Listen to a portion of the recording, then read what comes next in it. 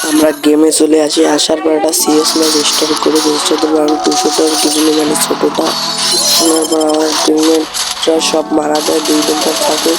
2 নম্বরকে knock দেওয়ার পর আমাদের 3 নম্বর এসে ওয়ান টপ মেরে আমাদের টিমমেট পুরো 2 নম্বর ম্যাচে চলে আসার পর আমি এক্সিমেট নিয়ে রাশ করার সাথে আমার টিমমেট সবগুলোকে মেরে দেয়।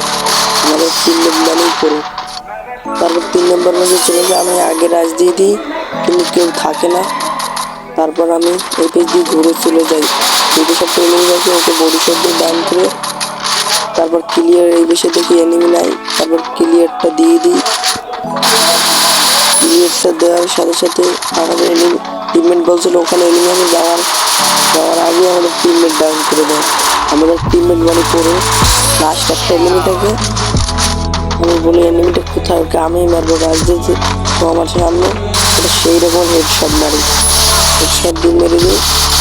পরেরবার আমি যেতে ওয়াইটটাকে অনেক পরিমাণ দেয়, আমার টিমমেট রাজ দেয় আর একটা নক করে দিই, বলে এটা ক্লিয়ার দিলে ক্লিয়ার দিয়ে আমাদের টিমমেটকে বলে রাজ দেওয়ার সঙ্গে সঙ্গে একটা ইনিংস মানে আমরা 10 করতে পারলে এক্সিমেট চলে আসি, একটা বোম মেরে দিই।